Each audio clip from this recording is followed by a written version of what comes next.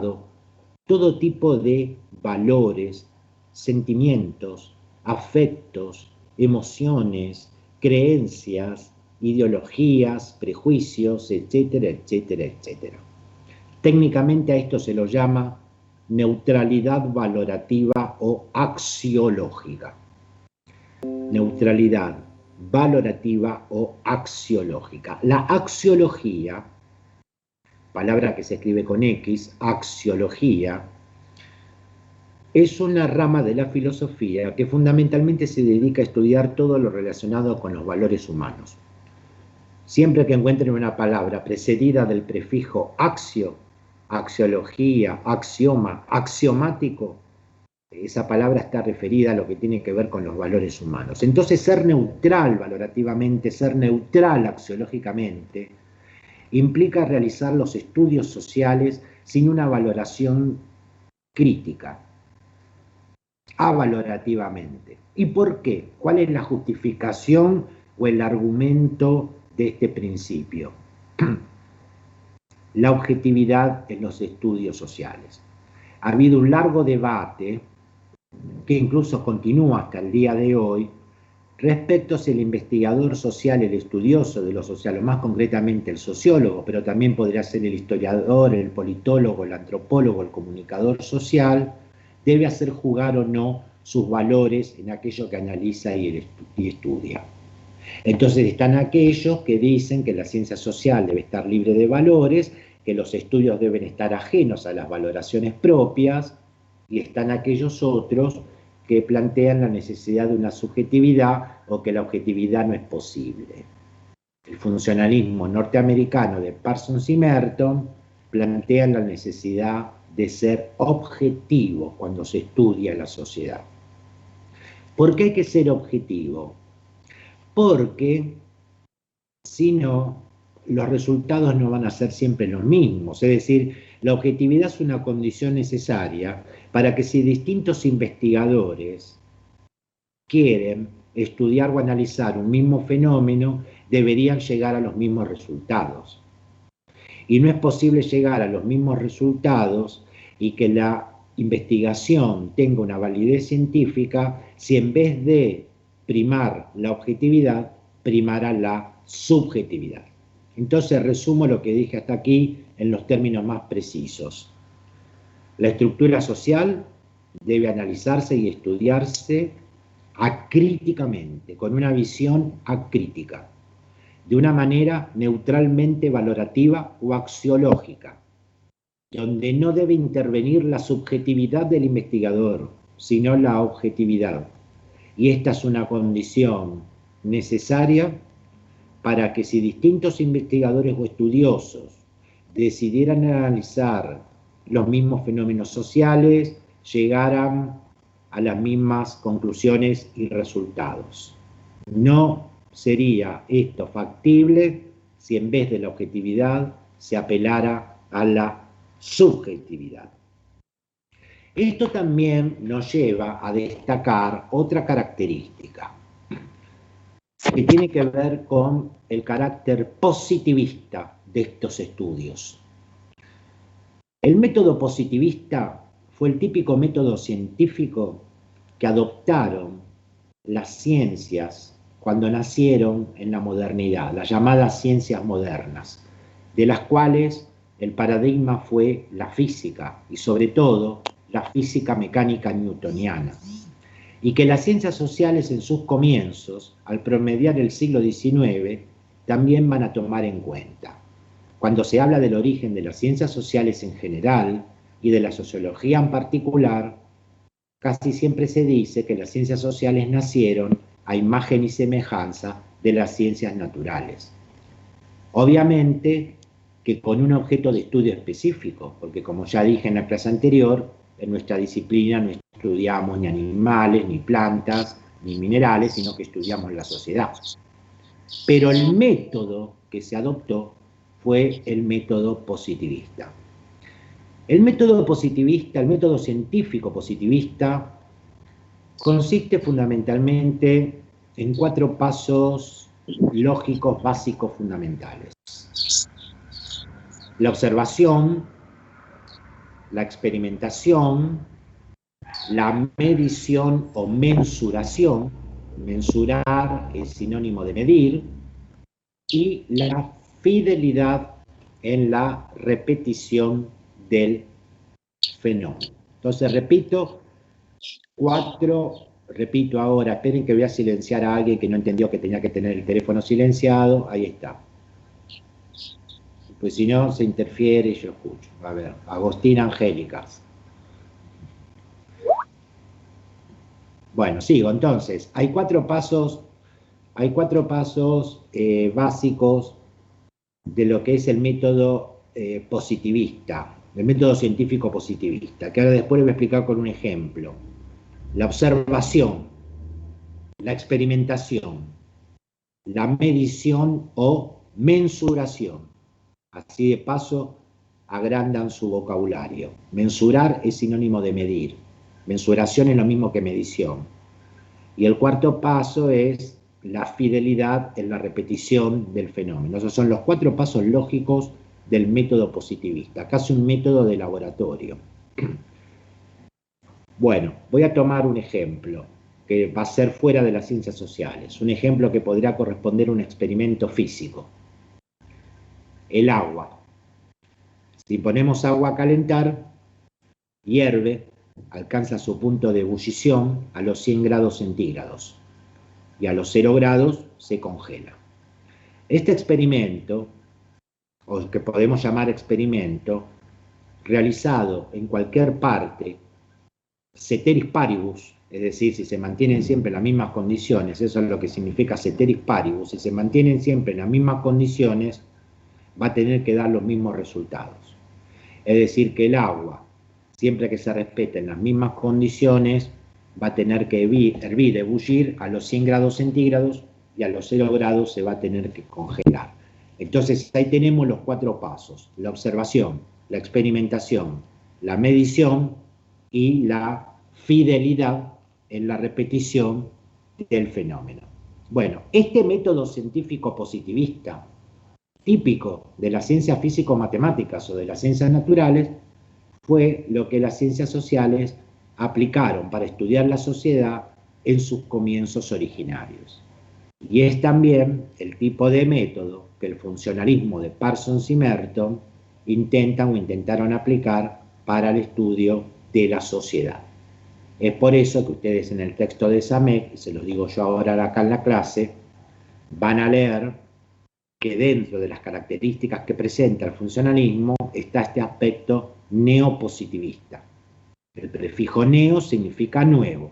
Toda palabra que tenga como prefijo neo significa nuevo, así que sería como una suerte de actualización o reactualización de los viejos postulados del positivismo lógico-científico.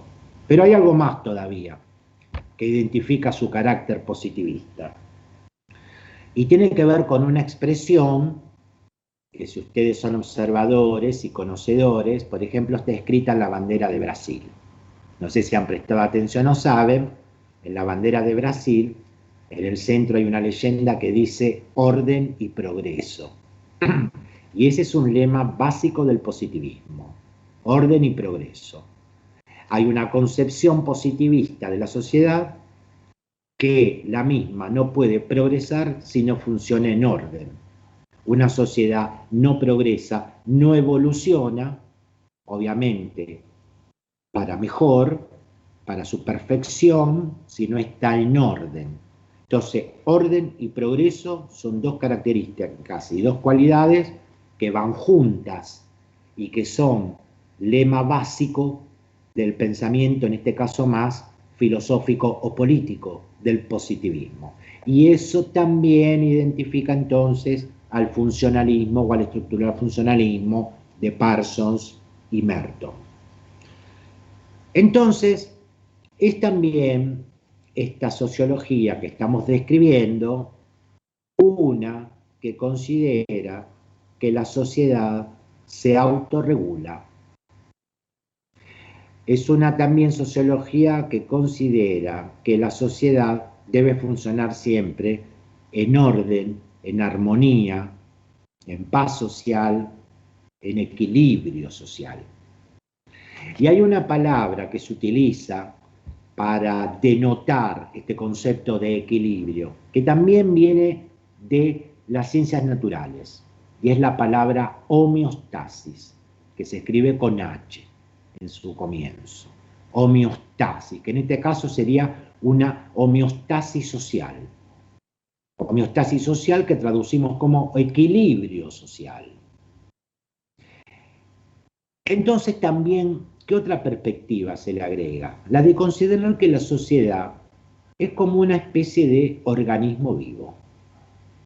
Si tomamos como ejemplo nuestro cuerpo humano, el cuerpo humano está formado por distintos sistemas: respiratorio, nervioso, digestivo, sanguíneo, etcétera, etcétera. Y cada uno de esos sistemas que componen el organismo humano, a su vez contiene determinados órganos. Y si estos órganos cumplen todos adecuadamente sus funciones y funcionan bien, el todo corporal funciona bien. Se mantiene en homeostasis el cuerpo humano. Lo mismo pasaría con la sociedad. La sociedad sería como una especie de gran organismo vivo que tiene partes y tiene funciones.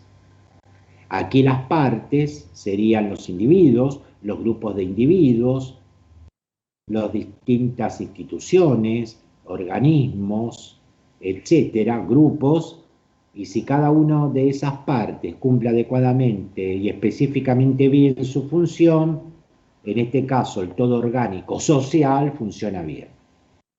¿Se entiende? Bueno. Y se autorregula además. Se autorregula porque la sociedad tiende a autoperpetuarse, es decir, a permanecer estable en el tiempo, y justamente la autorregulación tiene que ver con procurarse continua y permanentemente ese orden, esa armonía, esa paz, esa homeostasis social. Bueno, quizás, disculpen, fue un poco reiterativo, pero para que quede bien afianzados los conceptos. Pero ¿qué pasa? Así como un organismo vivo, por ejemplo el cuerpo humano, es susceptible de enfermarse, es susceptible de contraer patologías, enfermedades, también la sociedad puede enfermarse, también la propia sociedad puede contraer patologías, que en este caso serían patologías sociales.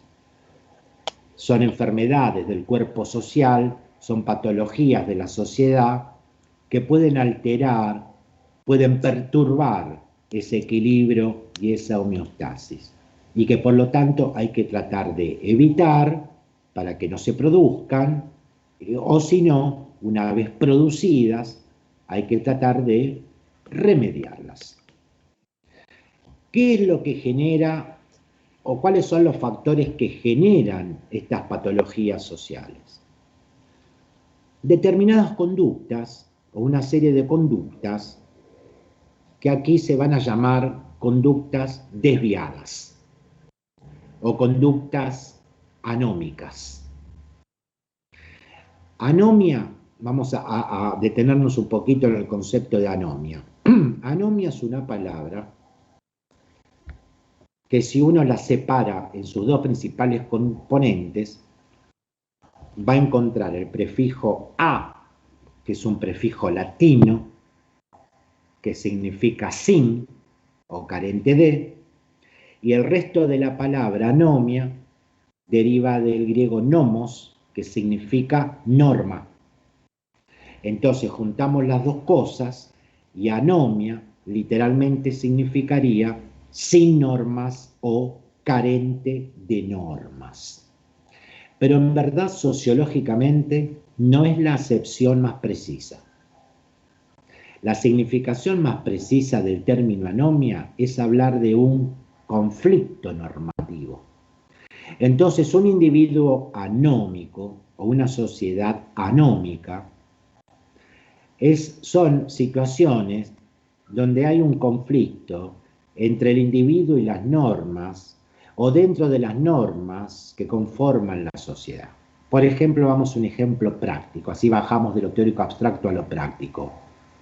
Un sujeto trabajador que debe ingresar a su trabajo, pongámosle a las 8 de la mañana, y el tipo se te aparece a las 10, o asimismo su jornada laboral termina, por decir algo, a las 6 de la tarde y pretende irse a las 4, es un individuo anórmico, porque se está desviando de la norma. Entonces es una conducta desviada, esa es una conducta anómica. Lo mismo una sociedad que está enmarcada dentro de un plexo normativo, no únicamente jurídico, sino también social, cultural, ético, etcétera, y ese plexo normativo, cada uno hace lo que le parece, bueno, es una sociedad anómica, o las instituciones no funcionan adecuadamente, cumpliendo con los objetivos y misiones para las cuales se han formado, son organizaciones anómicas. Todo eso es anomia, es una palabra que van a escuchar quizás más de una vez, dicha por un político, un periodista o alguien, es bien sociológica. Ahora bien, dentro del funcionalismo hay típicas conductas desviadas y anómicas que hay que tratar de evitar que se produzcan, o como decía antes, una vez producidas, tratar de, entre comillas, corregirlas, porque son conductas que alteran o perturban la homeostasis social.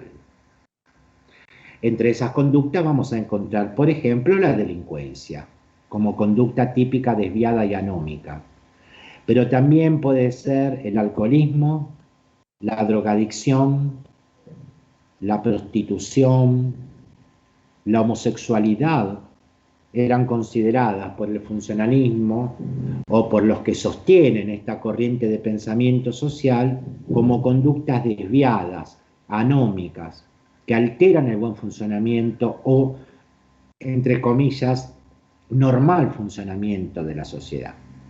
Aunque también, fíjense ustedes, un alienado mental, un enfermo mental, también es una conducta anómica y desviada que puede alterar el buen funcionamiento de la sociedad. Y aún más todavía, cualquier movimiento de protesta, sea en pos de reivindicar algún derecho o solicitar alguna demanda, por ejemplo, una huelga obrera, una marcha de protesta en pos de obtener lo que fuera, también atenta contra la homeostasis social. Entonces, todas esas situaciones son situaciones de desviación a la norma, son situaciones anómicas, donde se infringe la norma, se infracciona la norma, y esto no ayuda para nada al buen funcionamiento de la sociedad. ¿Qué hacer con todo esto? Bueno, la propia sociedad ya ha previsto una serie de mecanismos para tratar de regular o rectificar este tipo de situaciones. Y ahí entonces es cuando nos encontramos con los denominados mecanismos de control social. Entonces, el que comúnmente llamamos loco, el diagnosticado de alguna enfermedad mental, será encerrado en un neuropsiquiátrico. Aquel sujeto que cometa algún tipo de acto delictivo o contrarios a las normas establecidas será condenado y encerrado en una cárcel. Y aquellos que no sean encerrados serán señalados y a veces hasta inclusive estigmatizados, podríamos decir hoy, como sujetos antisociales o que no contribuyen con sus conductas desviadas al buen funcionamiento de la sociedad. Es decir, que la propia sociedad ya ha creado, entre comillas, determinados mecanismos y determinadas instituciones y determinadas fuerzas legítimas para que vayan sobre estas conductas desviadas, rectificarlas, corregirlas y en el caso que corresponda, sancionarlas, condenarlas. Bueno, así que en términos generales, estas son las características principales que hacen al estructural funcionalismo, principales representantes Parsons y Merton. Antes de continuar, ¿quieren hacerme alguna consulta, pregunta o duda sobre todo esto?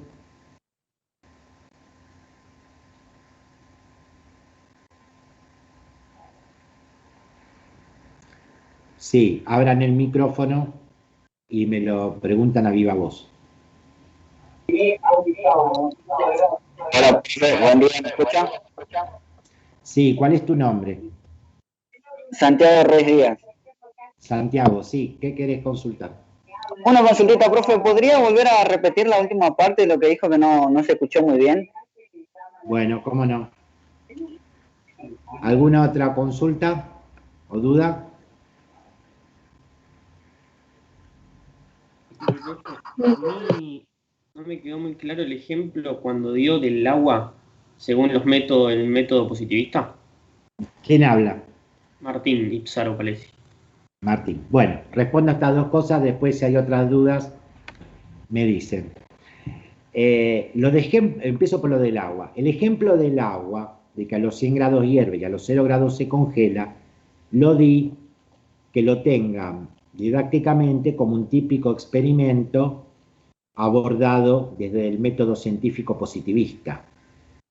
Entonces tenés la experimentación, la observación, la medición y la fidelidad en la repetición del fenómeno.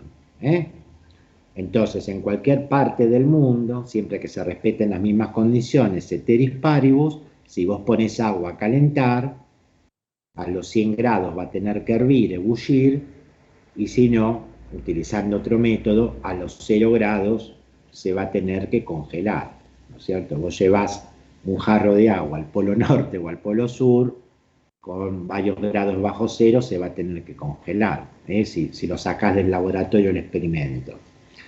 Y con respecto a la pregunta anterior, lo que estaba diciendo es que la propia sociedad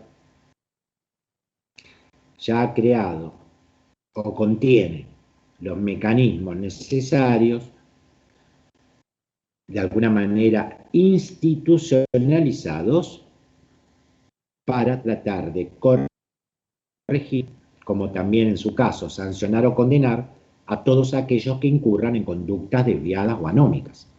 Entonces, por eso en la sociedad existe la policía, existen las fuerzas de seguridad, existen los neuropsiquiátricos, existe la cárcel, existe el servicio penitenciario, y por encima de todo eso existe un Estado que, entre otras cosas, se caracteriza por tener el monopolio de la fuerza pública. Si hay algo de lo más legítimo en el Estado, en cualquier Estado democrático, es el monopolio de la fuerza, que lo ejerce a través de las distintas instituciones y organizaciones que se crearon a ese efecto. Y esos son mecanismos de control social. Y si queremos bajar de ese nivel a un nivel inferior, y tomando como ejemplo otra vez el trabajador o trabajadora que no cumple con su horario de trabajo, el empleador lo podrá despedir. Y esa es otra forma también de disciplinamiento social, y esa es otra forma también de control social. Quiere decir entonces que en la sociedad, aún en distintos niveles, más formales, menos formales, existen distintos mecanismos de control social para tratar de evitar, corregir o también sancionar esto que se llaman comúnmente conductas desviadas o conductas anómicas.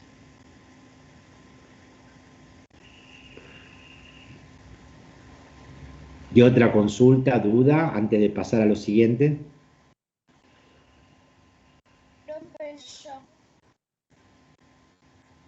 ¿Qué nombre? Me llamo Lucía. Lucía, ¿qué querés preguntar? Lo que no entendí muy bien es cuando empezó a hablar del status quo.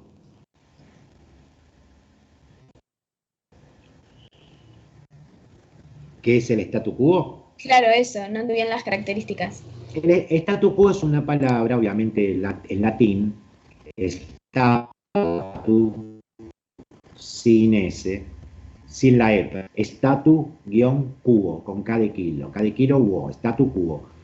Es el orden establecido de cosas en una sociedad. ¿Cómo funciona una sociedad? Es un determinado orden en que funciona una sociedad. Y ese statu quo está basado a su vez en determinados valores o pilares básicos.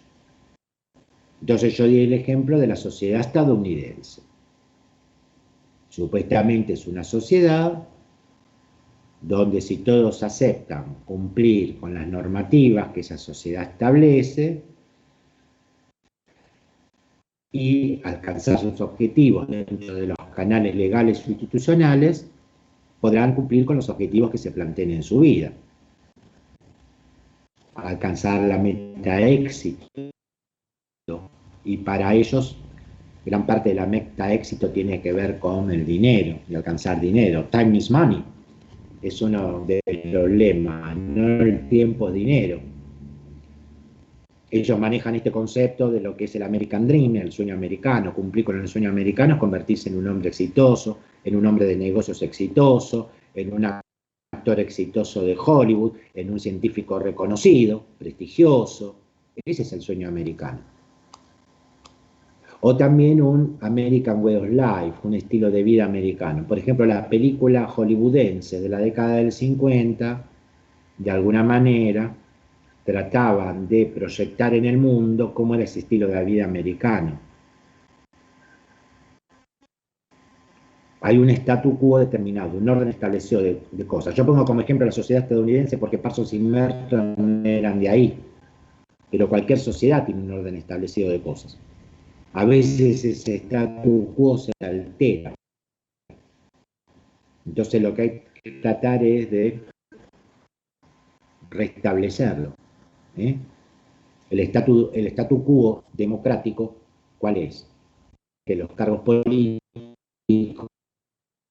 sean electos por el voto popular, porque de lo contrario estaríamos ante un delito que la Constitución Nacional, más concretamente el artículo 19, no me acuerdo si era el 19 o el 22, uno de esos dos, que dice que el pueblo no delibera ni gobierna, sino por medio de su representación. El artículo 22, el pueblo no gobierna si no es por medio de sus representantes. Entonces, si vos salís a la calle diciendo que representás a la gente de tu barrio, te pueden meter presa porque estás cometiendo el delito de sedición. Entonces, digamos, un statu quo implica un orden establecido de cosas donde las conductas y las acciones de los individuos deben realizarse de acuerdo a determinada regulación para que esa sociedad funcione. Ese es el statu quo. Comprende un orden político, un orden social, un orden de alguna manera económico también, cultural, moral, etcétera, etcétera. Bueno, voy a continuar entonces. En todo caso, si se presenta una duda, después al fin de la clase abro un espacio y las planteamos.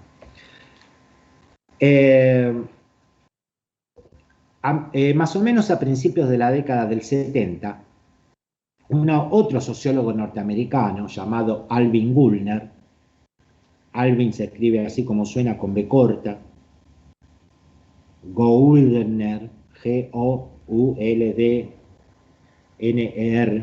Alvin Goulner, publicó un libro titulado La crisis de la sociología occidental. No sé si antes de ingresar al encuentro se fijaron que yo cargué unas imágenes, ahí les puse de Marqués de Gramsci y de Goulner. Bueno, entonces Alvin Goulner, allá por más o menos, creo que si mal no recuerdo, el año 1973, publicó un libro titulado La crisis de la sociología occidental. Y dentro de ese libro él va a dedicar algunos capítulos a criticar al funcionalismo de Parsons y Merton. Entonces, reitero para ubicarlos. A comienzos de la década del 70, otro sociólogo norteamericano llamado Alvin Goulner publicaría un libro titulado La crisis de la sociología occidental, donde dentro de ese libro se va a dedicar a criticar al funcionalismo, al estructural funcionalismo de Parsons y Merton, pero con la siguiente salvedad, a tener muy en cuenta ahora por ustedes porque si no, no van a entender lo que sigue.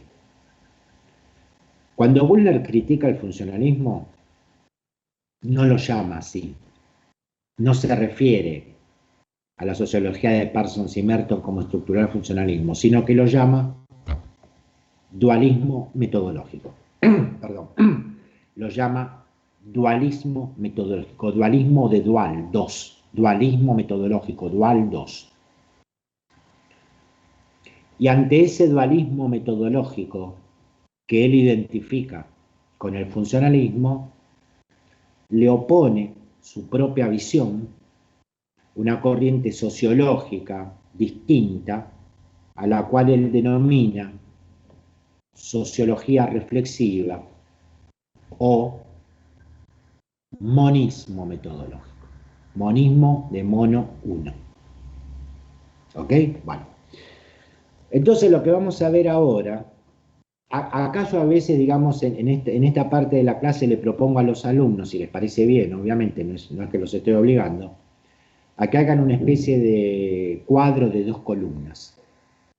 Me parece, porque a los fines didácticos y prácticos del estudio después les puede servir. Entonces, podrían hacer un cuadro de 2 columnas, la columna de la izquierda la encabezan con el título Dualismo metodológico y la columna de la derecha con el título Sociología reflexiva o Monismo metodológico.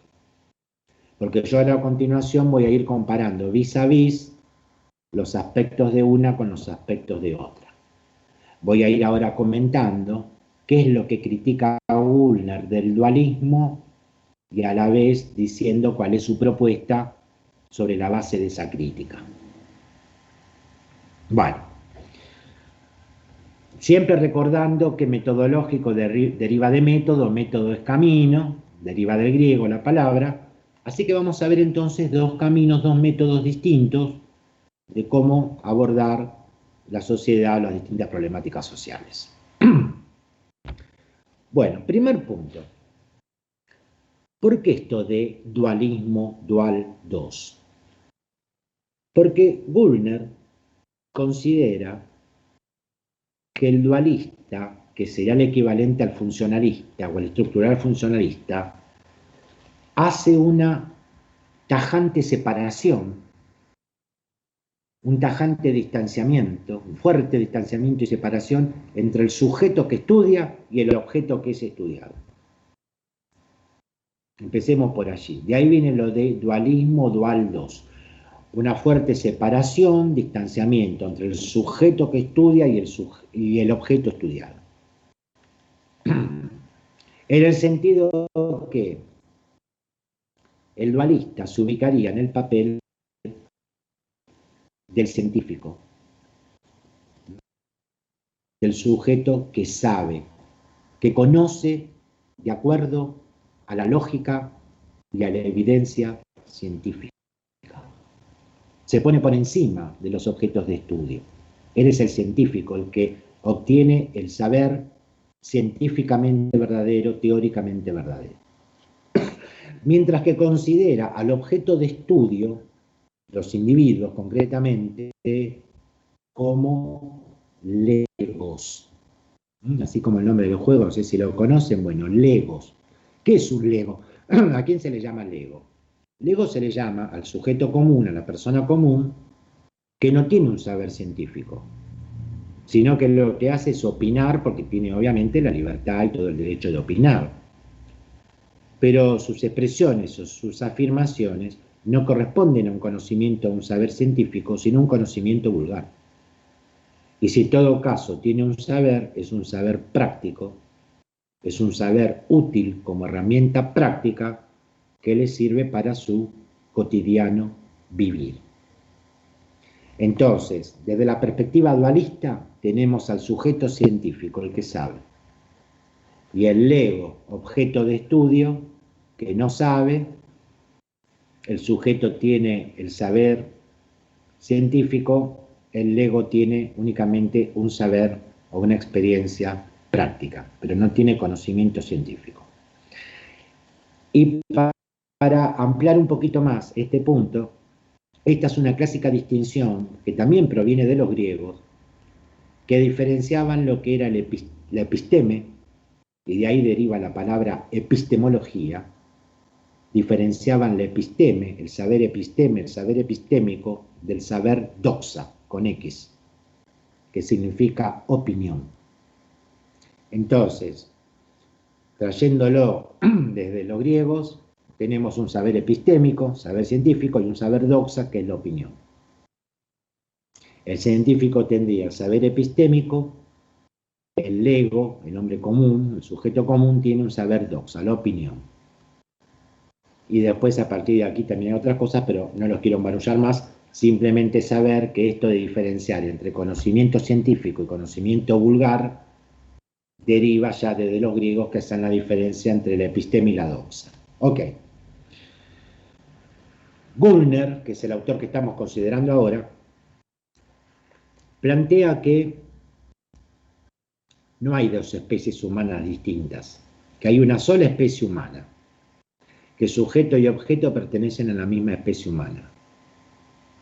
No hay estudiosos y legos que son estudiados. Y que por lo tanto, aquellos objetos de estudio individuos que abordamos para analizar alguna problemática individual, grupal, colectiva, también tienen su propio conocimiento de la sociedad. Entonces no es que uno sabe y otro no sabe, sino que en todo caso lo que saben son cosas diferentes. ¿Se entiende? Porque el dualista dice, yo soy el que sé, y él es el que no sabe, por lo menos su conocimiento no es científico. Güllner dice, no es que uno sabe y uno no sabe, sino que por ahí saben diferentes. Y que lo que nos puede aportar el supuesto ego puede ser tan válido para nuestra investigación como los aportes que puede hacer el propio científico. Entonces no es que hay dos especies humanas distintas, la de los que saben y los que no saben, sino que hay una sola especie humana. Y además también plantea Güllner que entre sujeto y objeto hay una mutua influencia. Entre sujeto y objeto hay una mutua influencia, pueden modificarse el uno al otro, y el investigador social, estudioso social o sociólogo en definitiva, tiene que tener en cuenta que también tiene su propia personalidad, que tiene sus propios prejuicios, sus propias creencias, sus propios intereses y sus propias ideologías. Así como aquellos a quienes estudia también tienen las suyas propias. Bueno, entonces este es un primer punto comparativo. En el dualismo también se presenta la característica funcionalista de la neutralidad valorativa axiológica y también justificándola para alcanzar la objetividad. ¿No es cierto? Entonces, para no hacer tanto palabrerío, también en el dualismo aparece la característica de la neutralidad valorativa para obtener la objetividad en los estudios sociales. Güllner considera que no existe una ciencia social libre de valores, que la objetividad está bien que esté presente y puede estar presente, pero no debe dejarse de lado la subjetividad. Y en todo caso, dice Güllner, que más que objetividad, lo que debe haber es vigilancia epistemológica. Entonces, resumo, para el dualista, neutralidad valorativa y objetividad; para el monismo o sociología reflexiva, no existe una ciencia social, o no existiría, vamos a decir en condicional, una ciencia social libre de valores, y más que objetividad lo que debe haber es una vigilancia epistemológica. Bueno, otra cuestión, otro punto comparativo. El dualista, al momento de encarar o de comenzar una investigación, tiene determinados presupuestos, determinadas convicciones a priori, un determinado sí mismo separado, sí mismo, entre comillas en todo caso, un determinado sí mismo, y va a tratar de que estos propios convicciones, prejuzgamientos, preconceptos, este propio sí mismo, no se modifique a lo largo de la investigación, ni tampoco se modifique con los resultados que pueda obtener de la misma. Esa es una característica del dualismo. Mientras que el monismo, que plantea Güllner, dice que el investigador social, a través de su investigación, puede llegar a modificar su propio sí mismo. Aquellas cosas que pensaba o que constituían un presupuesto a priori, puede ser modificado durante el transcurso de la investigación o con los resultados de la investigación. Esa es una gran diferencia. Lo cual convierte a la sociología reflexiva monista en una sociología con dos aspectos más característicos. Es una sociología radical o radical, para expresarlo en términos anglosajones, y es una sociología moral. Son dos aspectos característicos principales de la sociología reflexiva: ser radical o radical y moral. Y paso a continuación a explicar este asunto. Las palabras radical, radicalismo, radicalización, tienen todas una derivación del mismo término en latín radice, que significa raíz. Radical, radicalismo, radicalización derivan del término raíz. Cuando alguien dice que quiere hacer un cambio radical es porque quiere hacer un cambio de raíz. Una radicalización es una posición extrema. Bueno, todo deriva de raíz. Entonces, ¿en qué es radical la sociología reflexiva? O, mejor dicho, voy a explicar primero qué significa ser un radical en el contexto de la sociología estadounidense. Perdón, de la sociedad estadounidense. En los Estados Unidos, todo sujeto, toda persona que cuestione el statu quo, que no se adecue al statu quo y a la normativa del statu quo vigente, es un radical. No necesariamente es alguien comunista, socialista o de izquierda. Toda persona que no se sienta consubstanciado y pretenda cambiar o alterar el statu quo, se lo considera un radical, una posición radicalizada frente a ese statu quo. Una sociología reflexiva es radical porque pretende cambiar de raíz al sociólogo, al investigador social. Pretende que sea permeable a la modificación de su propio sí mismo. Y para esto es importante realizar un acto introspectivo, interior, que nos va a conectar con un punto que vimos la clase pasada cuando desarrollábamos algunos conceptos de Gramsci. ¿Cuál es concretamente? Conocerse a sí mismo. Así que Gulner, al igual que lo que planteaba Gramsci, nos recomienda el conocerse a sí mismo. Conocerse a sí mismo como acto introspectivo interior para saber que somos portadores, voy a hacer otra vez reiterativo, valores, sentimientos, afectos, emociones, prejuicios, creencias, ideologías, etc. Entonces, es radical en ese sentido. La importancia de conocer el propio sí mismo, conocerse a sí mismo, ser permeable a la modificación del propio sí mismo y también, ¿por qué no?, quizás intentar la modificación del mundo exterior o la modificación, la transformación de aquello que estudiamos. Con lo cual convierte a la sociología reflexiva en una sociología crítica. Entonces, radical, es moral y es crítica. ¿Por qué moral? Falta explicar por qué moral.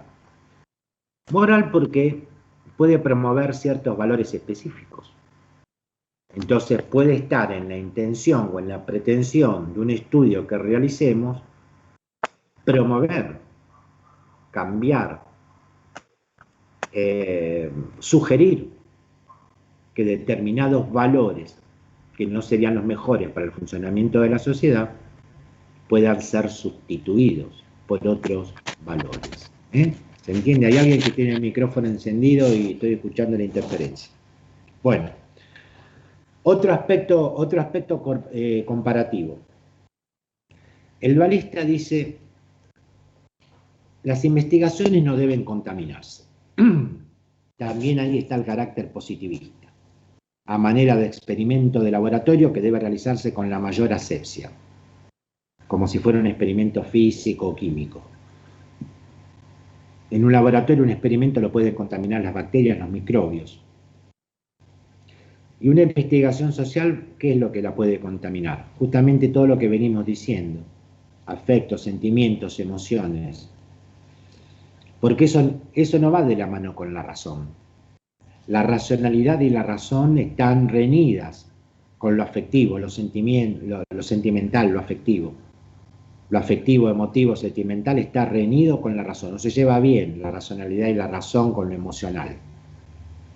Entonces, justamente, toda investigación debe evitar esa contaminación. El dualista debe tratar de ser frío, tiene que mantener la objetividad, no se puede involucrar, no acepta el involucramiento personal de lo que estudia, no debe dejar que se contamine. Bueno, desde la perspectiva monista, Kullner piensa que toda investigación está contaminada. No se puede pretender ser invisible, no se le puede pretender decir a nuestros abordados objetos de estudio que hagan de cuenta que no estamos presentes.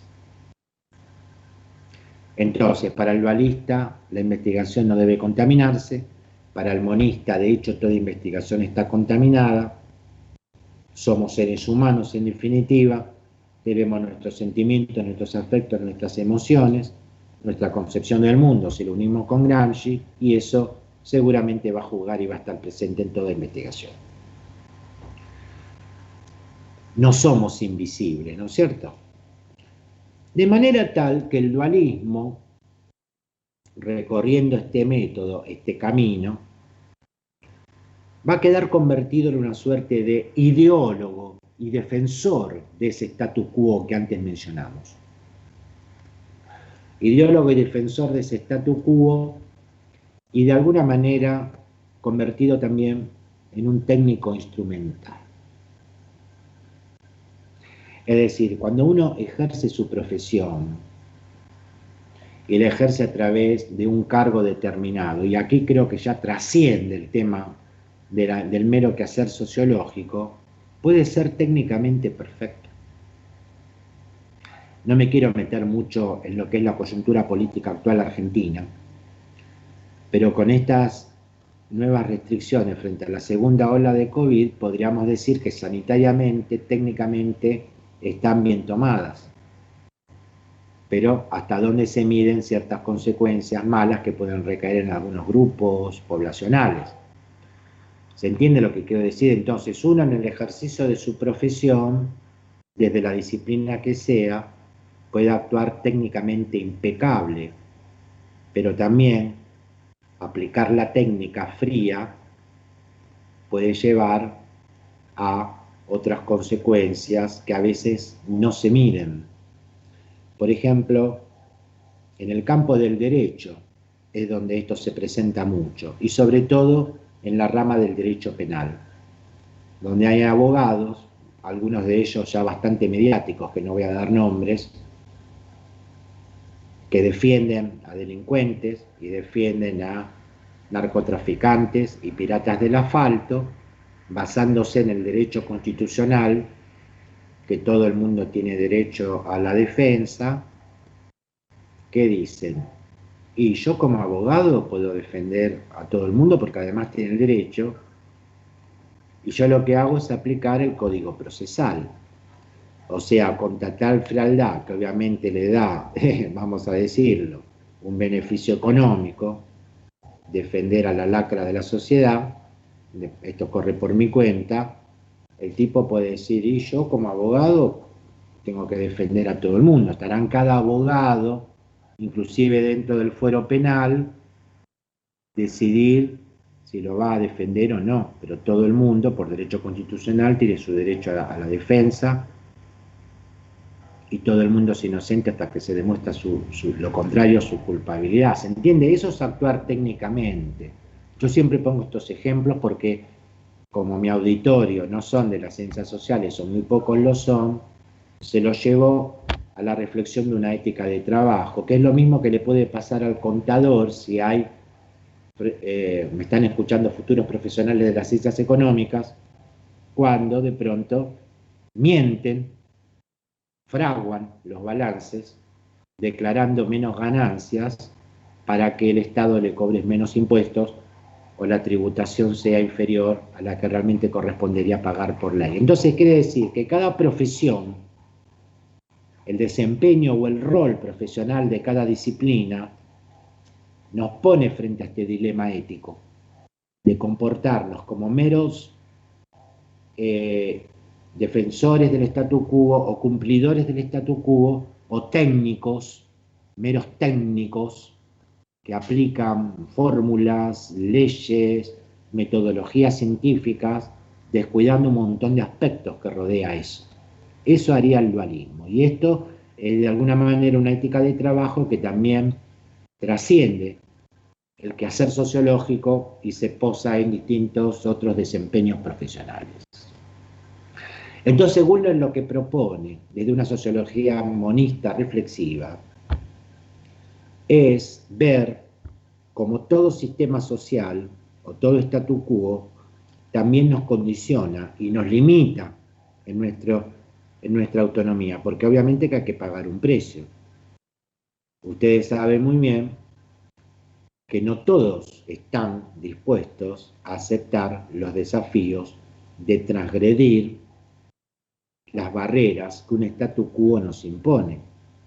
Porque no voy a decir que es más fácil, porque no lo es, obtener el prestigio y el reconocimiento científico y profesional y hasta ganarse un premio, una medalla o un nombramiento especial, si uno cumple, pero realmente puede ser más factible a que te señalen como el del pensamiento radicalizado, extremo, en fin, que querés cambiar las cosas, ¿no es cierto?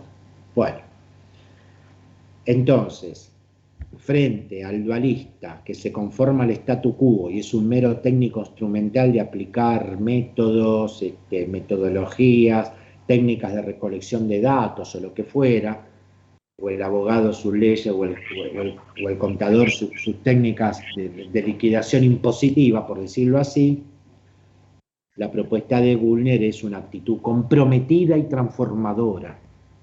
Y esa en definitiva sería la ética de trabajo.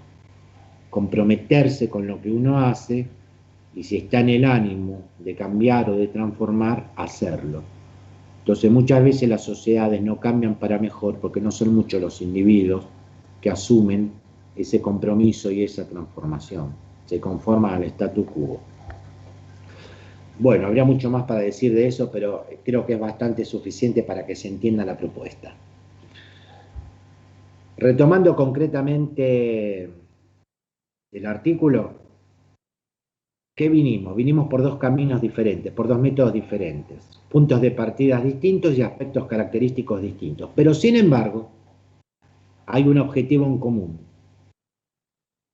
al cual dualismo y monismo quieren llegar. Repito, a pesar del punto de partida distinto, los caminos y recorridos con aspectos distintos, hay un objetivo en común al cual ambos métodos, dualista y monista, quieren llegar, y que es la obtención de conocimiento. Conocer de la sociedad, estudiar la sociedad. Pero aquí se vuelve a dividir el cuadro, por decirlo así. Se vuelve a separar esos caminos. Llegaron a un punto común en que coincidían obtener conocimiento, estudiar la sociedad, pero se vuelven a dividir en función de a qué tipo de conocimiento va a llegar uno y otro. Entonces voy a ese punto ahora. El dualista va a obtener el conocimiento como información. El dualismo metodológico llega al conocimiento como información, mientras que el monismo sociológico reflexivo va a llegar a un conocimiento como conciencia. Bueno, vamos al conocimiento como información. Para esto tengo que hacer una breve retrospectiva histórica para que se entienda de dónde viene. Cuando nacieron las ciencias sociales como tales, que fue más o menos al promediar el siglo XIX, se dice que lo hicieron a imagen y semejanza de las ciencias naturales. Por eso también tiene esa impronta al método positivista. Obviamente con un objeto de estudio propio, pero de alguna manera tratando de imitar o copiar el método científico que antes les comentaba. Bueno, un francés perteneciente justamente a este pensamiento positivista, que se llamaba Auguste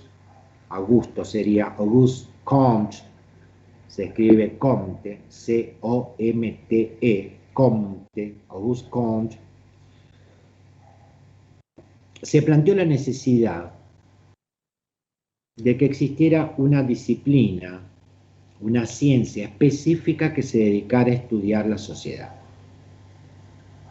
Y no solo una disciplina específica que se dedicara a estudiar la sociedad, sino que tuviera el mismo estatus, reconocimiento científico que venían teniendo en ese momento las nuevas ciencias modernas como la física, la matemática, la biología, etc. Y él fue el creador de esta, entre comillas, disciplina, y él fue el que le dio el nombre a esta disciplina. Aunque Comte no era sociólogo, no existía en ese entonces esta carrera, era ingeniero, y por eso el primer nombre que va a tener nuestra disciplina es el de física social. Así se llamó la sociología antes de llamarse sociología, física social. Hasta que luego, finalmente, le pondría el nombre sociología como ciencia específica dedicada a estudiar la sociedad. Y la pretensión de Comte para igualar a las ciencias naturales era generar una ciencia que pudiera estudiar la sociedad para controlar y dominar. Es decir, que así como las ciencias naturales estudiaban los fenómenos naturales para tratar en lo posible de prevenirlos o ver cómo se podía controlar o dominar un fenómeno natural o climático, Comte, al crear esta disciplina, tuvo la misma pretensión: estudiar a los seres humanos y estudiar la vida de las personas en sociedad, conocer para controlar y dominar. Así que muy lejos de lo que muchos piensan, la sociología no nació como una ciencia revolucionaria que quisiera modificar absolutamente, transformar y cambiar todo, sino que nace de alguna manera como una ciencia conservadora: conocer para dominar y controlar. Bueno, hecho este breve relato de retrospectiva histórica, el conocimiento como información del dualista se orienta en el mismo sentido: conocer para dominar y controlar, conocer la sociedad y la vida de los seres humanos en sociedad para controlarlos, dominarlos. Ok, esa es una primera característica del conocimiento como información. Otra característica es que el conocimiento como información es un conocimiento despersonalizado. Es un conocimiento que está por fuera del sujeto investigador. Es un dato externo, es más bien el atributo de una cultura. Incluso es un conocimiento que no necesita ser recordado o memorizado. En todo caso, lo que es necesario es saber dónde está ubicado. En un archivo, en un libro, en una biblioteca, está grabado, se lo podemos preguntar a algún colega. Importa más su ubicación para encontrarlo cuando lo necesitemos, antes que su memorización o recordatorio. Esa es una segunda característica. Bien, en tanto que el conocimiento como conciencia, al que llegaría, según Gulner, una metodología monista sociológica reflexiva, es que la conciencia no existe fuera de las personas. Por lo tanto, el conocimiento como conciencia es un conocimiento personalizado. Por el solo hecho, repito, que la conciencia no existe fuera de las personas. La conciencia es un atributo de las personas. Y además, un conocimiento como conciencia es un conocimiento que permite entender, identificar que la información a la que llega el dualista no es neutral, porque el dualista, cuando toma el conocimiento como información, lo suele dividir entre una información favorable y una desfavorable. Mientras que el conocimiento como conciencia permite ver y entender que el conocimiento que la información no es neutral, sino que depende de los propósitos e intereses que se persigan. ¿Cómo sería un ejemplo? El dato o la información de que una estructura de poder tiende o quiere perpetuarse en el tiempo es una información favorable para aquellos que tienen ideas más conservadoras, anacrónicas, etc. Y es una información desfavorable para aquellos sujetos y grupos que quieran una renovación de las estructuras de poder o de los cargos políticos, por decir así. Entonces, fíjense cómo un mismo dato y una misma información puede ser favorable o desfavorable según los intereses o los propósitos que se persigan. Y es a eso lo que permite arribar un conocimiento como conciencia. Pero asimismo, digamos, si comparamos con información y conciencia, vamos a un ejemplo concreto. En pos de esto que es el compromiso y la transformación, porque también la perspectiva monista reflexiva implica compromiso. La actitud dualista es bastante descomprometida. La actitud más reflexiva es más comprometida y va en pos de una transformación en función de una ética de trabajo también. Supongamos que un dualista se dispone a analizar el fenómeno problemático de la alta pobreza y desocupación. Es muy posible que su estudio se quede en el nivel descriptivo, hasta quizás avance un poco más en un diseño de tipo explicativo. No sé si ya han visto en otra, bueno, no porque recién estamos empezando las clases, pero capaz que pensamiento científico, metodología, según la carrera que sigan, van a ver los distintos tipos de diseño que hay. Explicativo, predictivo, ¿no es cierto?, exploratorio, etc. Entonces el dualista se va a quedar en el tipo de diseño de investigación más de tipo descriptivo y hasta avanzaría un poco en lo explicativo. Entonces, por ejemplo, se limitaría a decir, bueno, en tal sociedad, tal ciudad, tal localidad, tal país, tenemos tal número de pobres y desocupados en términos absolutos y tal porcentaje de pobres y desocupados en términos relativos porcentuales. Y quizás y amén del mero dato estadístico, avance un poco más en esbozar algún tipo de causal explicativo de por qué se genera ese fenómeno. Y se quedó en eso. Y hasta capaz que se gane un premio, una distinción especial por su trabajo. En cambio, desde una perspectiva sociológica monista reflexiva, seguramente que al investigador le va a interesar saber cómo repercute esta situación al interior de los hogares que sufren estos problemas, al interior o desde lo individual de cada uno que son, entre comillas, víctimas de esta situación. Yo este ejemplo lo pongo porque muchas veces se nombra al aire de desocupación, pobreza, como si fuera ya un acostumbramiento, una naturalización de este problema estructural, si tomamos el tema de Márquez, pero quiero que ustedes sepan que no tanto el tema de la pobreza, pero sí el tema de la pérdida del empleo y concomitantemente los ingresos que ese empleo generaba, han implicado la ruptura del vínculo conyugal, matrimonial, de pareja y hasta inclusive el desmembramiento de la familia. Así que no es simplemente un numerito. Cuando se da un numerito, hay millones de personas, hombres, mujeres, jóvenes, etcétera, que hay que ver cómo lo viven. Una cosa es un frío número. Entonces, muchas veces estas situaciones repercuten dramáticamente al punto tal que la pérdida del trabajo y los ingresos correspondientes llevan muchas veces a divorcios y al desmembramiento de la familia porque se empiezan a mezclar un montón de cosas.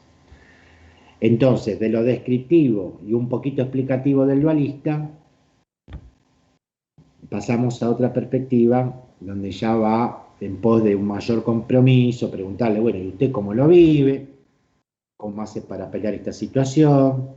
¿Qué estrategia de sobrevivencia se plantea a la familia? Etcétera, etcétera. Ir un poco más allá y contemplar también afectos, sentimientos, emociones que el dualista no va a tener en cuenta. Bueno, creo que he sido un poco reiterativo, pero para que quede didácticamente todo mejor explicado. Bueno, ahora voy a pasar a otra cuestión. Después, si tienen alguna consulta, me la hacen al final del encuentro de hoy. Voy a pasar a otra cuestión que también está contemplada en el texto de Samek y que en principio no le van a encontrar mucha relación con lo que vinimos desarrollando, pero que son procesos los que voy a destacar ahora que se dieron en simultaneidad con el desarrollo de la sociología reflexiva. ¿En qué sentido? ¿Cuál es el vínculo, cuál es el nexo que conecta la temática que vimos con la que viene ahora? El nexo es el siguiente. Las ideas de Gurner, o el pensamiento sociológico de Gurner, se produjo dentro de un contexto muy particular del siglo XX, que fue mediados del siglo XX, décadas más que nada del 60 y del 70. Las décadas del 60 y del 70 en el siglo XX, 1960 a 1970, fueron décadas fuertemente contestatarias, de fuerte pasión revolucionaria, reivindicativa, conquista de derechos. Dejar atrás resabios del pasado, arcaicos, ancestrales, anquilosados, tradicionales, movimientos estudiantiles, distintos tipos de focos y movimientos revolucionarios, movimientos, como se decía entonces, de liberación femenina, etcétera, etcétera, etcétera. Ese es el contexto en el que se desarrolla el cuestionamiento de Gurner hacia el dualismo funcionalista. Bueno, entonces ahora voy a pasar a considerar algunas situaciones de otro orden dentro de ese mismo contexto. La simultaneidad en la producción de estas distintas situaciones. Primero me voy a referir a un tema que constituyó un eje de debate por aquel tiempo, que era el siguiente: ¿cómo lograr que los países de América Latina pudieran salir del atraso socioeconómico en que tradicional e históricamente se encontraban? Bueno, frente a este planteo, este dilema, vamos a encontrar tres propuestas, o también a veces llamadas tres teorías. La primera que voy a mencionar es la teoría de la modernización. La teoría de la modernización vendría de la mano del economista estadounidense, se lo digo como se escribe, Walt, W-A-L-T, todo esto está en el texto igual, Walt, W-A-L-T, Walt Whitman, W-H-I-T-M-A-N, Whitman, Rostow. Rostow se escribe al final con W. Walt Whitman Rostow. ¿Qué proponía la teoría de la modernización impulsada por Rostow? Que los países de América Latina tenían que tratar de imitar el modelo que habían seguido los países industrializados. Es decir, superar las economías tradicionales, artesanales, primario exportadoras, fundamentalmente artesanales, tradicionales, primario exportadoras, y encaminarse hacia un tipo de economía desarrollada, industrializada, y de masas, consumo de masas. Casi, digamos, como un reflejo especular, una imitación especular de lo que había sido el caso de los países desarrollados. Bueno, esta propuesta fue la que se puso a consideración de una reunión, una conferencia económica que se realizó en 1961 en la ciudad de Punta del Este, Uruguay, que se conocerá con el nombre de Alianza para el Progreso. Cuando ustedes lean o escuchen hablar de la Alianza para el Progreso, es esta reunión que les estoy comentando, 1961, Punta del Este, Uruguay. Pero fracasó.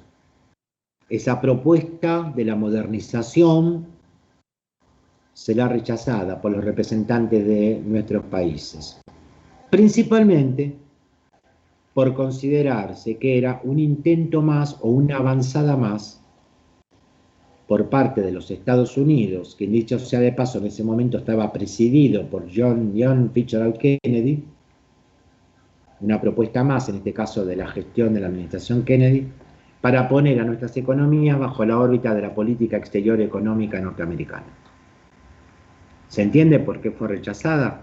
Porque se la vio como un intento más de reactualizar una vieja doctrina que alguna vez van a escuchar nombrar, que se la conoce con el nombre de doctrina Monroe. La doctrina Monroe viene del apellido de James Monroe. James Monroe fue un presidente de los Estados Unidos en la década del 30 que pronunció una frase que después se hizo célebre, que era América para los americanos. Dijo, vieron que ellos se llaman americanos, no reconocen que hay América del Norte, América Central, América del Sur, Sudamérica. Parece que los únicos americanos son ellos. Entonces Monroe decía América para los americanos. En verdad habría que corregir la frase y decir América para los norteamericanos, porque esa es la pretensión. Entonces eso que fue la doctrina Monroe del 30 de James Monroe, presidente estadounidense, aparecía ahora reactualizada en los 60, la década del 60, con esta supuesta teoría de la modernización que nos pondría otra vez bajo la égida o la órbita de la política exterior económica norteamericana estadounidense. Que esa es otra. Yo voy intercambiando los términos, pero por eso digo estadounidense, porque si decimos Norteamérica parece que el único país fuera ese y que Canadá no existe. Por eso digo estadounidense. Estados Unidos. Norteamérica es Estados Unidos, es Canadá. Bueno, a ellos les gusta decirse americano. Bueno, no importa. Otro planteo también va a ser la denominada o conocida como teoría de la dependencia. Así se conocería otra propuesta, como teoría de la dependencia. La teoría de la dependencia tendrá como principales autores, formuladores, a dos sociólogos. Uno brasileño y el otro chileno. El brasileño se llamaba Fernando Henrique, con H,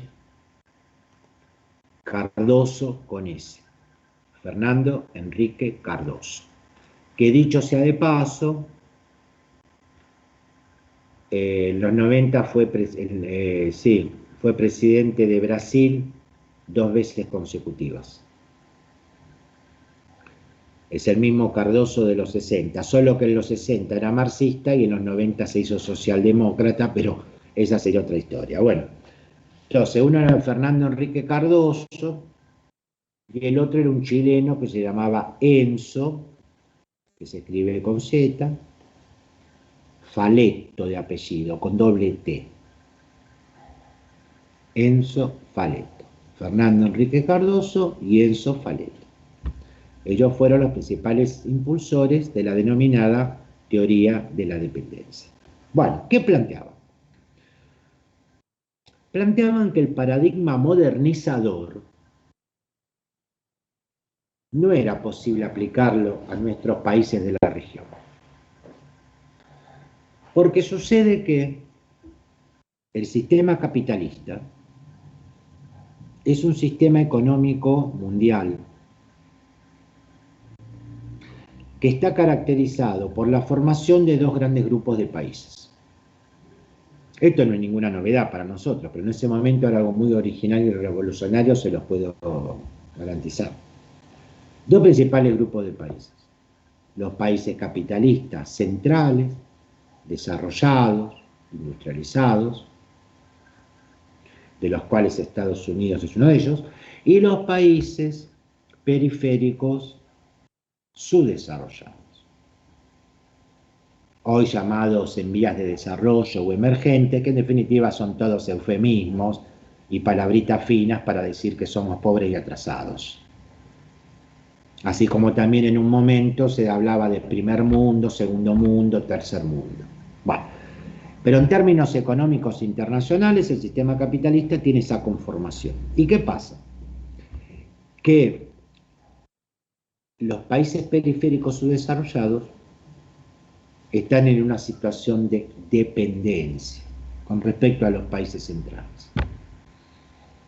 Es una dependencia en términos económicos, políticos, militares, tecnológicos, por mencionar los principales aspectos. Entonces, mientras los países periféricos subdesarrollados, como el caso de América Latina y Argentina dentro de ellos, no puedan cortar o liberarse de esos lazos de dependencia, no vamos a poder tener un crecimiento y un desarrollo autónomo. Nuestros países no van a poder tomar las decisiones autónomas y propias necesarias para procurar nuestro propio crecimiento, políticas, etc. Bueno, una tercera propuesta o planteo vendría de un organismo que se llama CEPAL y se escribe con C, Comisión Económica para América Latina y países del Caribe. La CEPAL, que existe hoy en día, claro, esto porque muchas veces ven todo en perspectiva histórica, no existe. La CEPAL es un organismo regional que depende de las Naciones Unidas y que por aquel tiempo el presidente era un economista argentino de orientación neo-keynesiana que se llamaba Raúl Prebisch. Prebisch se escribe Pre, B larga, I, S, C, H. Raúl Prebisch. Entonces, la CEPAL, presidente, el economista argentino neo-keynesiano Raúl Prebisch. ¿Qué proponía? Proponía la necesidad de una planificación económica y social en nuestros países. Es decir, que se tratara de dejar de lado el típico cortoplacismo que había caracterizado la política económica regional y pasar a intentar entonces planes económicos y sociales, las dos cosas, de más largo plazo o por lo menos mediano plazo. Estas ideas en la Argentina, abundo un poquito más, estas ideas en Argentina, concretamente, serán aplicadas durante el gobierno de Arturo Frondizi. Arturo Frondizi fue el presidente de nuestro país entre 1958 y 1962 hasta que lo derrocaron. Sufrió un golpe de Estado como tantos otros. En 1958 y 1962 la Argentina estuvo gobernada por el presidente de la Unión Cívica Radical Intransigente, Arturo Frondizi. Y el modelo económico que se aplicó se conocerá con el nombre de desarrollismo. El modelo económico desarrollista, cada vez que lo encuentren o lo escuchen, está asociado a la política económica del gobierno de Frondizi, y el cual estará basado a su vez en dos industrias de base fundamentales. Industrias de punta, industrias de base principales de ese momento. Una, la petroquímica, y otra, la industria siderúrgica, metalúrgica o metalmecánica. Son tres denominaciones posibles para el mismo tipo de industria: metalúrgica, siderúrgica o metalmecánica, y dentro de ellas la industria automotriz. Entonces, la petroquímica, la automotriz, siderúrgica, metalúrgica, metalmecánica, fueron en ese momento las industrias de punta, las tecnologías de punta, las industrias de base del modelo desarrollista fronticista. Bueno, me detuve particularmente en eso. ¿Qué otros acontecimientos de importancia a nivel internacional señalaron, yo diría, un cambio de época, un punto de inflexión que marcó un antes y un después dentro del siglo XX? Por ejemplo, la Revolución Cubana. Se toma como fecha de la Revolución Cubana el 1 de enero de 1959, cuando los guerrilleros cubanos, con sus tres principales líderes, Fidel Castro, nuestro querido compatriota Ernesto Che Guevara y Camilo Cienfuegos, ingresaron en La Habana, destronando, entre comillas, al dictador puesto por Estados Unidos, Fulgencio Batista. Cuba hasta ese momento era el prostíbulo flotante de los millonarios estadounidenses, plagada la isla de casinos, etc. Bueno, la revolución castrista entonces puso fin a todo eso. Finalmente Batista se tuvo que exiliar y, si mal no recuerdo, creo que se refugió en Panamá. Y es un hecho muy importante porque, de alguna manera,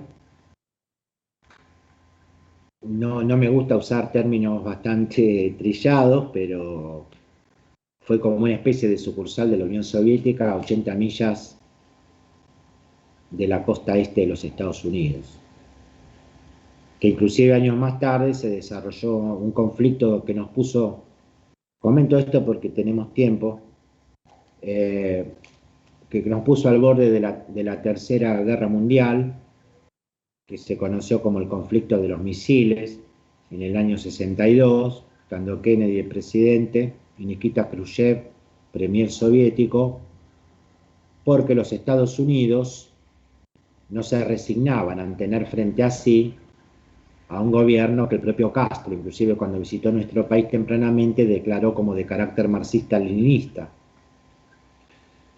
Y entonces, violando todo tipo de soberanía aérea, aviones norteamericanos sobrevolaban el cielo cubano, y en uno de esos vuelos descubrieron que había rampas lanzamisiles que había instalado la Unión Soviética en Cuba. Y bueno, se desató, digamos, un escándalo, porque además esas rampas lanzamisiles estaban, ¿cómo es que se dice? Estratégicamente orientadas a distintos puntos neurálgicos. Por ejemplo, uno apuntaba a Washington, otro a Caño Canaveral, etc.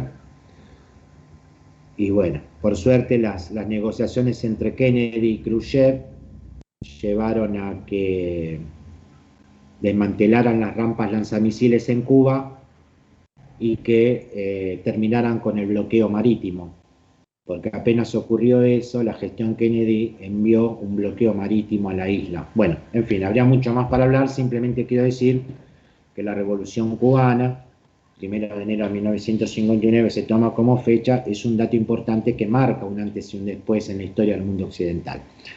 Otro fue el mayo francés. Ocurrió el mayo de 1968, muy interesante. Los principales protagonistas fueron los estudiantes de la Sorbona, que reclamaban por el cogobierno universitario. Algo, fíjense, que nosotros en la Argentina, a partir de los estudiantes cordobeses, ya habían conseguido con la reforma universitaria de 1918, y que después, de alguna manera, eso que pasó el mayo de 1968 en París, Francia, se replicó en la Argentina exactamente un año después, con el mayo de 1969, con lo que se conoció como el Cordobazo, y cuando la Argentina estaba en el gobierno de facto de la dictadura de Juan Carlos Onganía. Otro hecho importante también fue la primavera de Praga, en agosto de 1968. No sé si ustedes saben, bueno, obviamente están para aprender, es una costumbre mía de decir esto, si ustedes saben, pero digamos, generalmente saben cuándo se derrumbó el muro de Berlín, que fue en noviembre de 1989, y se les pierde la fecha de cuándo se construyó. El muro de Berlín se construyó en 1961, a instancias del presidente de Alemania Oriental, Walter Ulbricht. La construcción del muro de Berlín representó simbólicamente la separación del mundo entre el capitalismo y el comunismo.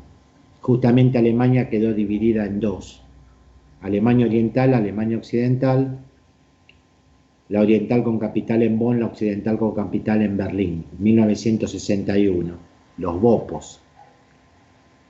Del día a la noche levantaron el muro de Berlín, que no en todos lados era un bloque concreto, en algunos lados era alambrado. En 1968, el presidente de Checoslovaquia, Alexander Dubček, decide responder al clamor de su pueblo de que Checoslovaquia se independice de la tutela soviética, porque se había conformado el grupo de países satélites de Rusia, ¿no es cierto?, de la cortina de hierro, y tratar de alguna manera de combinar un sistema político y económico entre democracia y socialismo. La Unión Soviética, que en ese momento estaba gobernado por Brezhnev, Leonidas Brezhnev, se rehusó totalmente a eso. Mandaron sobre Checoslovaquia, más concretamente sobre Praga, las fuerzas militares del Pacto de Varsovia, y eso podría haberse convertido en un suicidio colectivo, porque los checoslovacos, principalmente en Praga, capital, estaban dispuestos a dar su vida para defender este nuevo sistema que querían imponer. Dubček, consciente de que no podía mandar a su pueblo al muere, hizo que desistieran de esas actitudes, se retiraron las tropas del Pacto de Varsovia y bueno, no quedó más remedio, digamos, que abortar ese movimiento y continuar bajo la tutela soviética. Se imagina que hay un montón de hechos, estoy mencionando lo más significativo. Después, por ejemplo, otro hecho más de índole religiosa fue la celebración del Concilio Vaticano II. Entre 1962 y 1965. En 1962 el Papa era Juan XXIII, apodado el Papa Bueno, el Papa de los pobres. Consciente de lo que era la pobreza y la guerra en el mundo, y que además la Iglesia estaba muy anquilosada, mantenía muchas estructuras y conceptualizaciones arcaicas, decide convocar a casi todos los obispos del mundo. Más de 2000 obispos se reunieron en Roma para renovar las anquilosadas, perimidas estructuras, a tal punto que, por ejemplo, les comento, hasta ese momento la misa católica en todo el mundo se daba en latín, así que el que iba a misa, si entendía latín, bárbaro, y si no, paciencia. Durante la celebración de las reuniones del concilio, el Papa murió. Y entonces lo va a reemplazar, es elegido Pablo VI, que Pablo VI era bastante conservador, no estaba muy dispuesto a una renovación de la Iglesia, así que muchos veían peligrar la continuidad del concilio, y por suerte Pablo VI se puso a tono con los nuevos tiempos, hizo que prosiguiera el concilio hasta su finalización en 1965. Inclusive Pablo VI fue el primer papa que inauguró los viajes papales por el mundo y fue el primer papa que visitó Tierra Santa, porque hasta ese momento ningún papa había ido a Jerusalén, había ido a Tierra Santa, y Pablo VI fue el primer papa que visitó Tierra Santa. Así que bueno, gracias al Concilio Vaticano II se renovó la Iglesia Católica, se renovó la liturgia católica, y a tal punto fue importante este acontecimiento para la Grey Católica, que a partir de su celebración se empezará a hablar de la historia de la Iglesia antes del concilio preconciliar y la historia de la Iglesia Católica postconciliar, post-1965, post-concilio Vaticano II. Y hasta inclusive películas sobre la vida, pasión y muerte de nuestro Señor Jesucristo van a tener una connotación preconciliar o postconciliar. Un actor que seguramente conocen, Mel Gibson, fue el productor y director de una de esas películas, que creo que el título es La Pasión de Cristo, o la Pasión, o así, y es una visión preconciliar.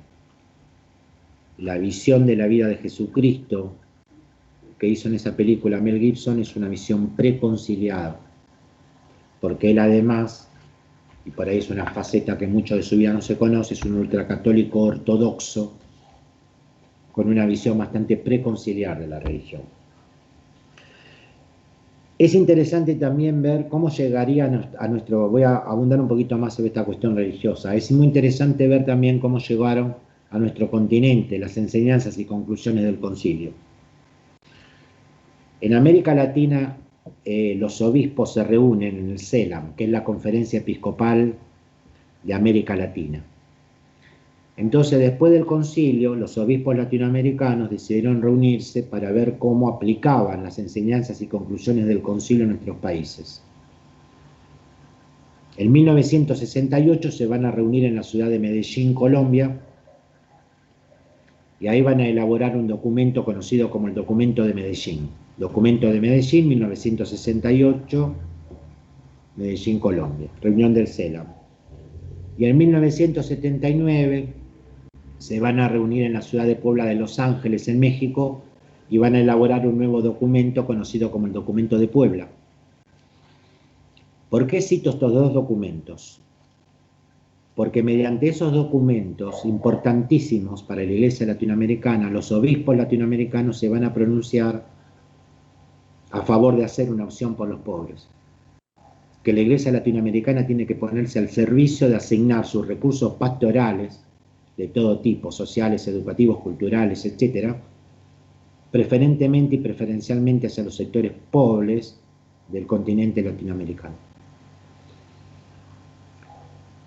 No terminaría ahí esto, sino que un grupo particular de curas, sacerdotes de América Latina, se van a conformar en un movimiento que se lo conocerá con el nombre de movimiento de curas o sacerdotes del tercer mundo, a los cuales muchos van a ver como curas subversivos, extremistas, guerrilleros, marxistas.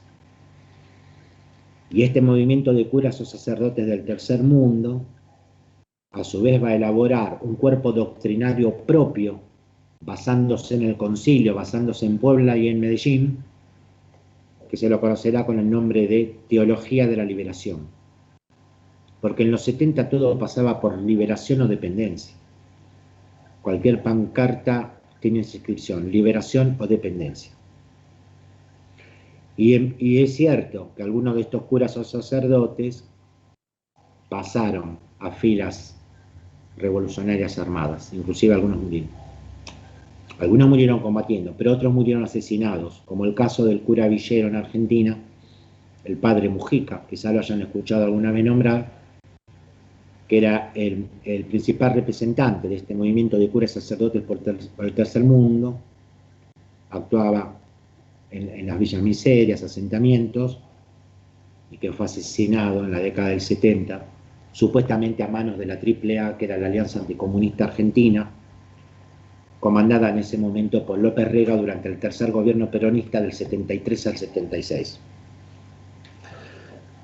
Finalmente, para cerrar este encuentro, esta charla de hoy, voy a nombrar 4 homicidios, 4 asesinatos, 3 de los cuales se los considera magnicidios.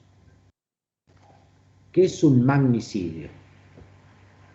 Un magnicidio es el homicidio o el asesinato de una persona o personaje de determinada relevancia o trascendencia, o que ejerce algún tipo de influencia o poder especial en la sociedad. Por ejemplo, la muerte del fiscal Alberto Nisman Para quienes sostienen la hipótesis de que no se suicidó, sino que no mataron, para los que sostienen esa hipótesis, esta muerte debería ser considerada un magnicidio. Para los que sostienen la hipótesis que no se suicidó, sino que lo mataron, lo asesinaron, debería ser calificada la muerte de Alberto Nisman como un magnicidio. Bueno, ¿quiénes son los que sufrieron un magnicidio? John Fitzgerald Kennedy, el presidente que antes mencionábamos, fue asesinado el 22 de noviembre de 1963 en la ciudad de Dallas, Texas. Kennedy venía del Partido Demócrata y Texas, el estado de Texas, ha sido un bastión históricamente republicano, dominado por el voto del republicanismo. Y ese día, yendo con su esposa Jackie y una comitiva que lo acompañaba, incluso con agentes de seguridad, iba en un auto descapotable.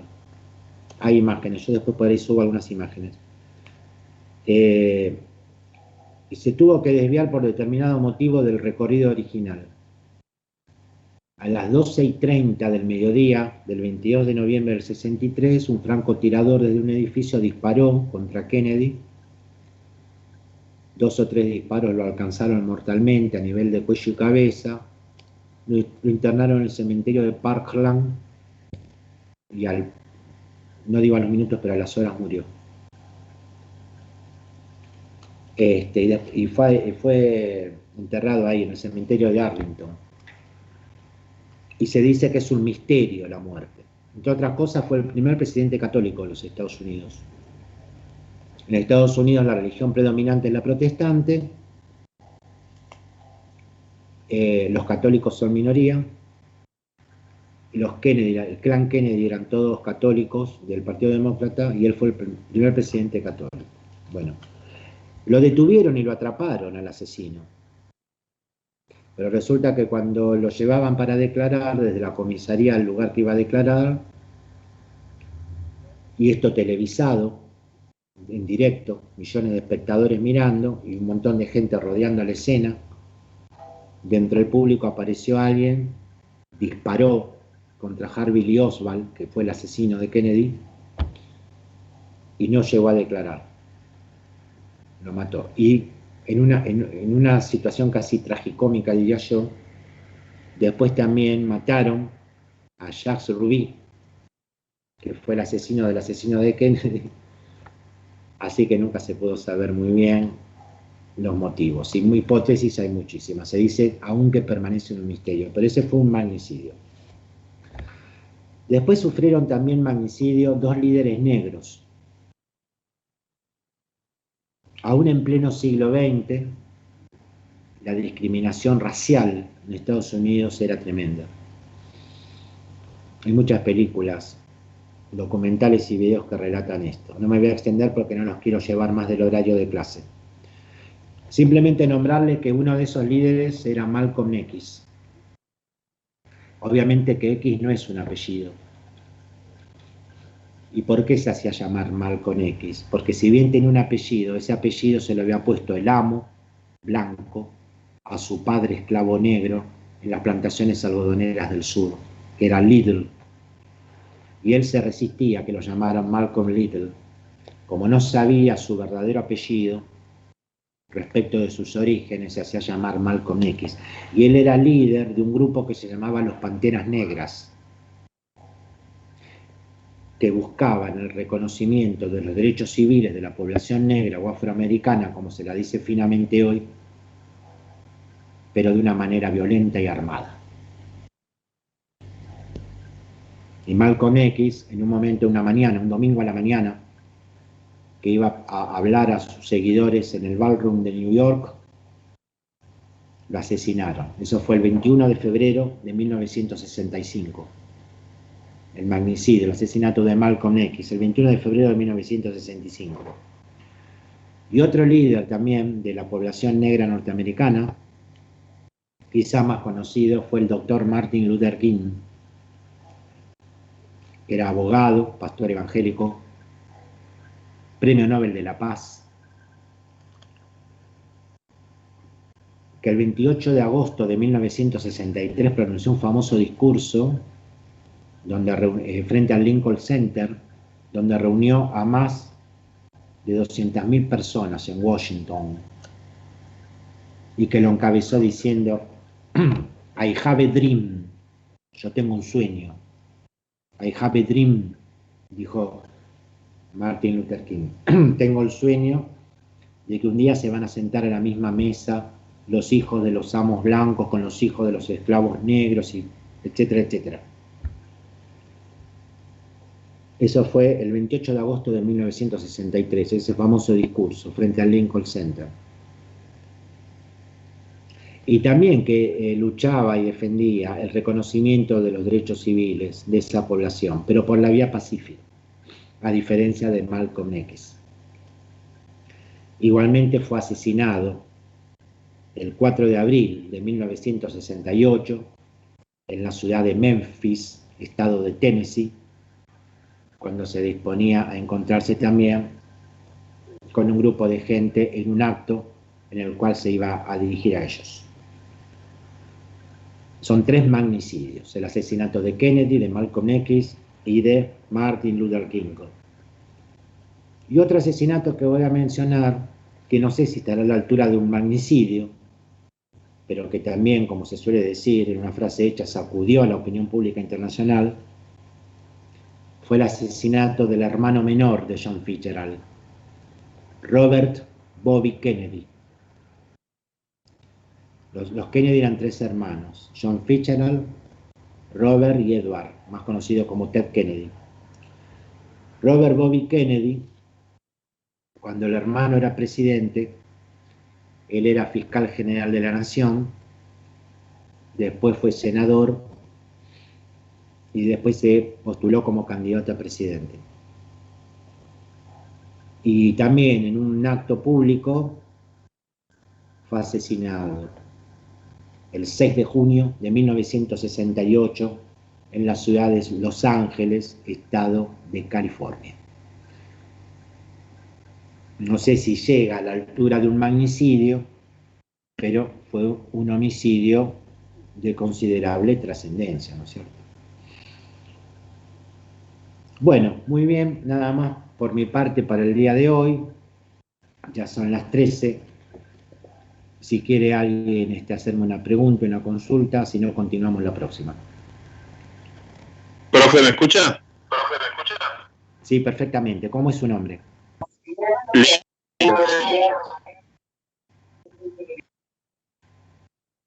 ¿Sí? ¿Cuál es la consulta o pregunta? Que estuvo, la verdad, me resultó muy interesante de principio a fin la charla y más la última parte. Quería saber si usted va a subir esta clase al link para poderla guardar y tenerla como base para seguir estudiando otras cosas. Sí, justamente la estoy grabando. Ahora, cuando ya nos desconectemos, detengo la grabación y queda en el link guardada por 30 días. Usted me puede sacar de la disyuntiva, no sé si está al alcance de su intelectualidad, que a Kennedy lo mandan a matar los mismos partidarios o la misma gente del gobierno, porque Kennedy no quería llegar a entrar en conflicto con la Unión Soviética, que él más abolía más por la paz que por la guerra. No le puedo precisar con exactitud, porque hay muchas hipótesis, pero sí, podría ser.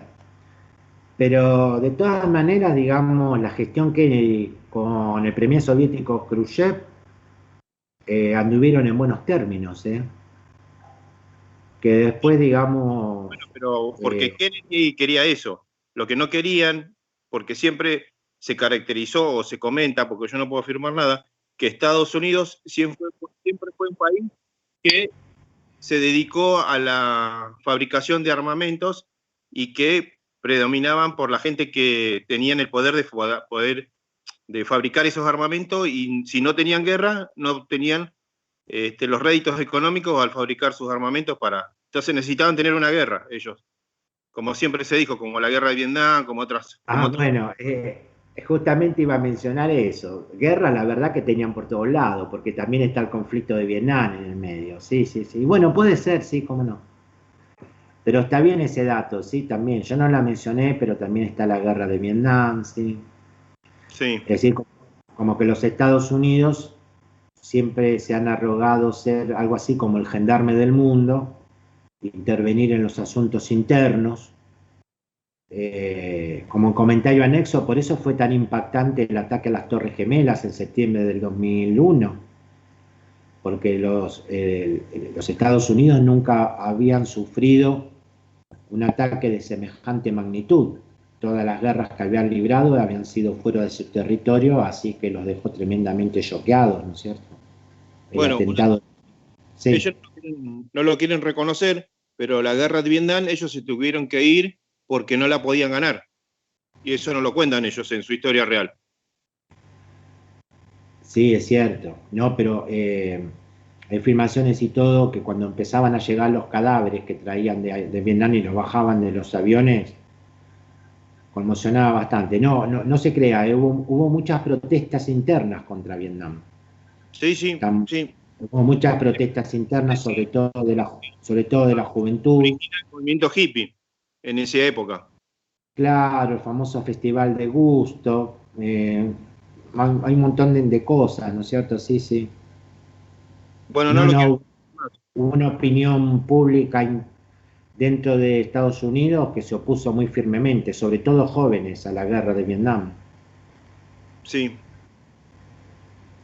Que perdieron desastrosamente, como bien dice, porque la cosa era así, dicho muy rápidamente, el que quiera desconectar se puede desconectar, pero ya que salió el comentario. Vietnam estaba dividido más o menos a la altura del paralelo 17, en Vietnam del Norte y Vietnam del Sur.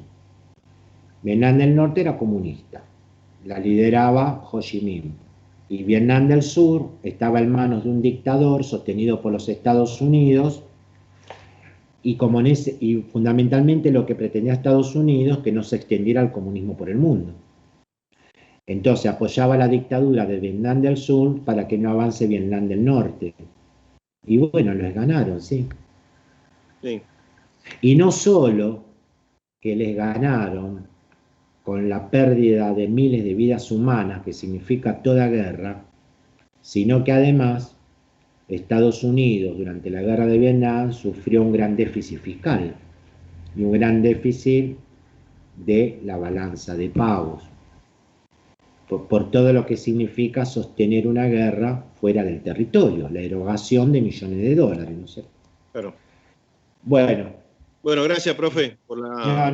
Profe, disculpe, profe, ¿me escucha? Sí, perfectamente. ¿Quién es? ¿Cómo es tu nombre? Santiago Ruiz Díaz, profe. Sí, decime. Acá, me quedó algunas dudas con respecto a un poquitito al comienzo. Sí.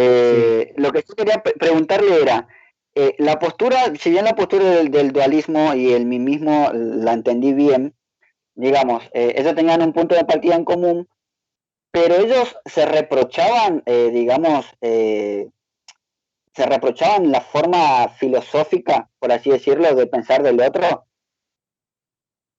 No me queda claro.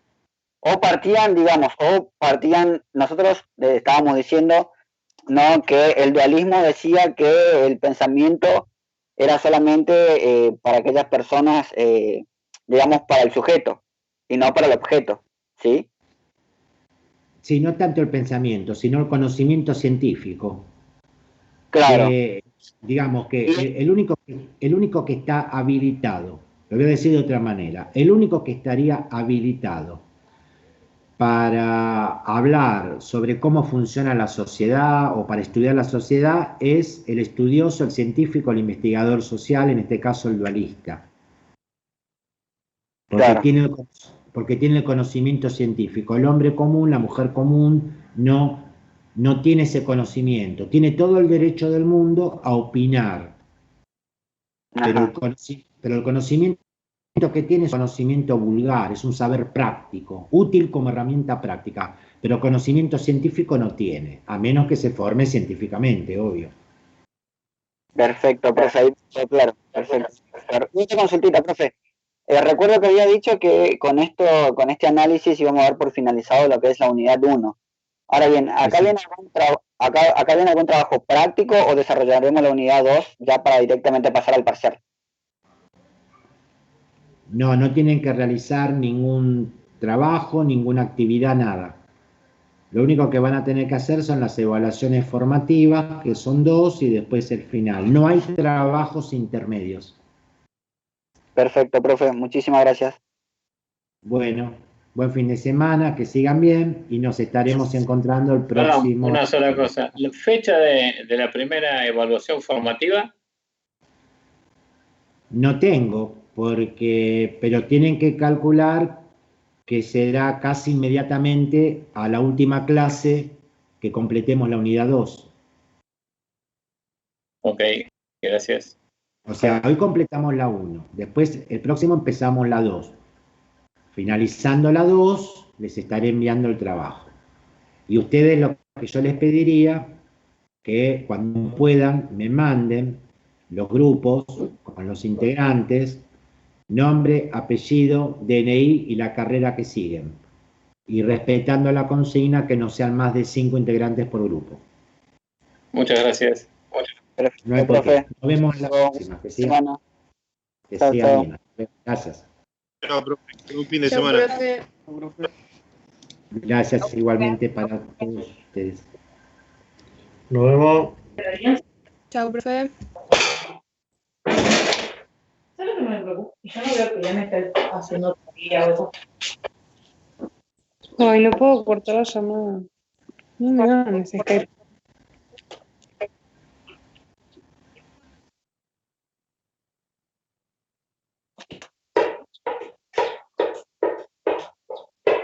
¿Cómo salgo, Alex? Ahí está.